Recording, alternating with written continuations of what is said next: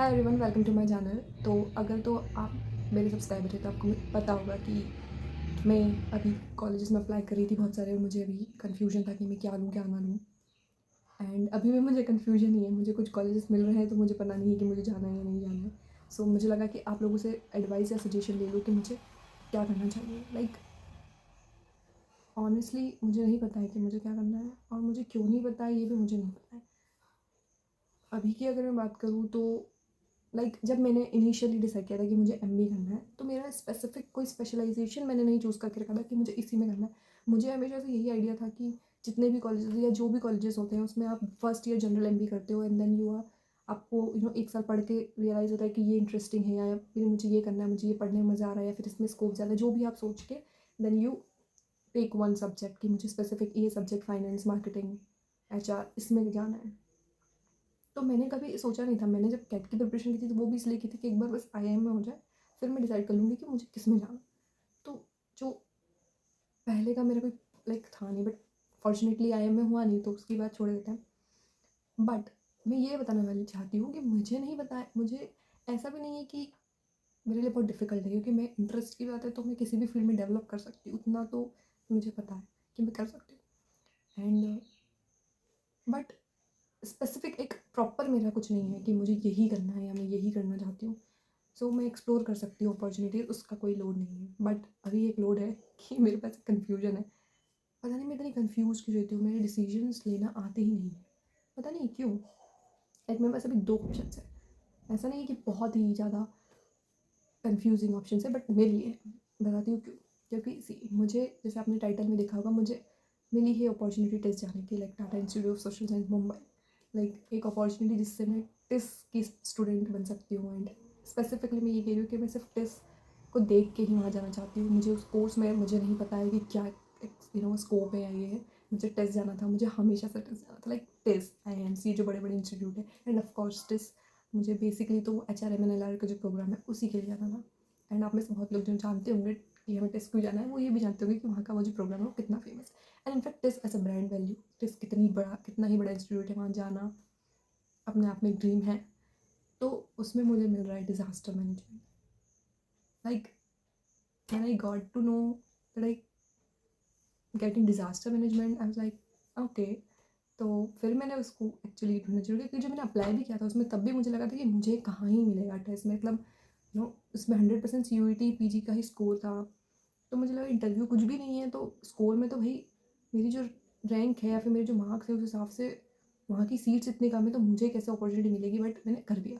और मैं जब करने से पहले मुझे पता था कि अगर मुझे टेस्ट मिल गया तो मैं फिर नहीं सोचूंगी कि कौन से कोर्स में मिला, मैं चली जाऊँगी, क्योंकि मुझे पता था कि मुझे नहीं मिलेगा।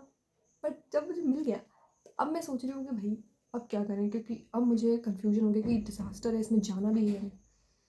सो ये सब चीज़ें मुझे बहुत कन्फ्यूज करती है। मैं पहले तो जब तक कोई चीज़ आपको नहीं मिलती है तब तक लगता है नहीं नहीं नहीं, अब मिल रही है तो मैं बहुत डाउट कर रही हूँ कि मुझे ये अपॉर्चुनिटी चाहिए या नहीं। बिकॉज ऑफकोर्स आप ऐसा स्कोप, ऐसा करियर उसको देखते हैं आज से 2 साल बाद, तो सच में आप डिज़ास्टर मैनेजमेंट में जाना चाहते हो या नहीं, या फिर उसका क्या स्कोप है, या फिर सिर्फ टेस्ट के लिए जाना चाहते हो। मैं ऑनेस्टली सिर्फ टेस्ट के लिए जाना चाहती थी कि टेस्ट का कैंपस, टेस्ट की लाइफ, टेस्ट के लोग, टेस्ट में बहुत ही ज़्यादा यू नो मुझे ऐसा बहुत ही ज़्यादा एक्सपीरियंस लोग आते हैं। और मे भी मैं HRMNLR में नहीं जा पाई, लेकिन HRMNLR के बच्चे उसी कैंपस में पढ़ेंगे जिसमें मैं पढ़ूंगी। इन्हीं सब चीज़ों के कारण मुझे टेस्ट जाना था। टेस्ट के लिए मैं और कुछ बोल नहीं सकती, बट एनीवेज। और दूसरा जो मुझे प्रोग्राम मिल रहा है वो है IMS DAVV का फाइनेंस प्रोग्राम, मैंने MBA का। अब मुझे यही कन्फ्यूजन है कि finance, for example just finance ले कॉलेज को साइड में रख के, तो फाइनेंस में आगे बहुत स्कोप है। फाइनेंस एज अ करियर अगर आप लेते हैं तो आपको बहुत सारा जॉब अपॉर्चुनिटीज़ मिलती हैं। एंड डिज़ास्टर मैनेजमेंट में इतनी अपॉर्चुनिटीज़ मिलना, या ये इंटरेस्ट की बात होती है। जो भी ऐसे कोर्सेज लेते हैं उनकी इंटरेस्ट होता है उस पर्टिकुलर फील्ड में कि हमको ये करना है इसलिए हम जा रहे हैं। बट मुझे ये भी नहीं पता है कि मुझे फाइनेंस करना है या फिर मुझे डिज़ास्टर करना है। बिकॉज मेरा तो ऑलरेडी एक प्लान था, बट और मैंने DAV का वो क्यों भरे, क्योंकि वो DAV का बेस्ट स्पेशलाइजेशन, या वहाँ का MBA का जो बेस्ट कोर्स है, या फिर जो उनका जो बेस्ट कह सकते हैं कि प्लेसमेंट वाइज भी देखें या पढ़ाई के तौर पे भी देखें, तो DAV का फाइनेंस बेस्ट है। तो मैंने इसलिए भर दिया कि वाई फाइनेंस को फर्स्ट प्रेफरेंस करके भर दिया और वो मुझे मिल गया। बट मुझे वो करना है या नहीं उसका सोल्यूशन तो मेरे पास है ही नहीं।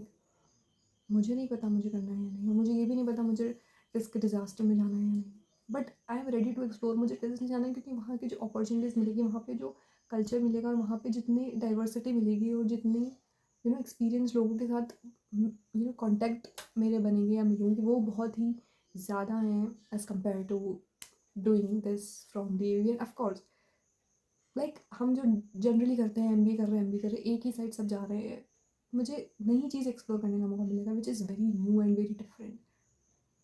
एंड लाइक अगर मुझे ट्राई करना हो, लाइक मुझे अब उस साइड एक बार यू नो चाहती हूँ कि मैं उसमें इंटरेस्ट जगाऊँ, या फिर अगर कॉर्पोरेट वर्ल्ड से थोड़ा दूर रहना, मे भी मुझे नहीं लगता वहाँ से इतनी कॉर्पोरेट वर्ल्ड में जाने की अपॉर्चुनिटीज़ मिलेगी, बट ऑफकोर्स मिलेगी, कुछ अलग चीज़ होंगी यहाँ, ऐसा मुझे लगता है। इट्स बेसिकली आप सोसाइटी के लिए, it's starting institute of social sciences, आप कुछ ना कुछ सोसाइटी के लिए करते हैं हमेशा। आप मतलब इतना आप ऐसा प्लेसमेंट अपॉर्चुनिटी से हट के आप सोसाइटी के लिए, सोशल कोर्स के लिए भी पढ़ते हैं वहाँ पर।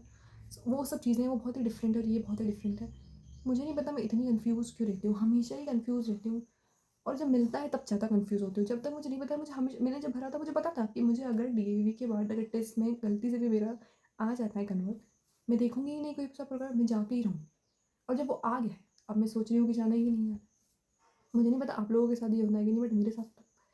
और इसके अलावा मैंने JVIMS भर रखा है, वो मैंने भरा है MHRD के लिए, जो अगर आपको पता हो, बट उसकी शॉर्ट लिस्टिंग वगैरह, उसमें तो इंटरव्यू होता है, बहुत कॉम्पिटिशन है, वो अलग चीज़। बट अब ये देखो कि मैंने भरा किस MHRD, like it is human resource development. TISS है डिज़ास्टर मैनेजमेंट का, और इंदौर था DAV फाइनेंस के लिए। तीनों ही डिफरेंट फील्ड, बिकॉज मुझे ऑफकोर्स नहीं पता है कि मुझे स्पेसिफिकली इंटरेस्ट किस में।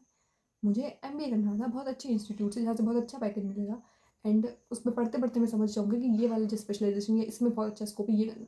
बट अब इन तीनों में ही पहले से ही फिक्स है कि आप उसका स्पेशलाइजेशन फिक्स है। बट मैं टेस्ट जैसी अपॉर्चुनिटी मिस नहीं करना चाहती, बट क्योंकि मुझे ये नहीं पता कि क्या वो अगले साल मेरे पास वापस आएगी भी या नहीं। मे बी कुछ और रीजन्स हो, या ये आई डोंट नो। और टेस्ट में स्पेसिफिकली मुझे disaster and climate risk assessment का प्रोग्राम मिला है, which is new program, and उसमें सीट्स ही 21 है या 20 ही सीट्स हैं। तो उन 20 ही बच्चों में मैं अगर सेलेक्ट हूँ, तो मुझे उसमें भी इंटरेस्ट आ रहा है कि भाई 20 बच्चों में तो काफ़ी यू नो आप इसे भीड़ में खो नहीं जाओगे, लाइक बहुत ही स्मॉल बैच साइज़ है, तो बहुत ही ज़्यादा आपको उन लोगों के बीच में और एक्सप्लोर करने का और अपॉर्चुनिटीज़ बहुत मिलेगी। बट वही इट इज़ डिज़ास्टर मैनेजमेंट, तो मुझे नहीं पता। अगर कुछ दूसरी ऑफकोर्स HRMLR मिलता तो मैं ये वीडियो भी नहीं बना रही थी कन्फ्यूजन की, मैं ऑफकोर्स जा चुकी होती। बट जो है वो यही है।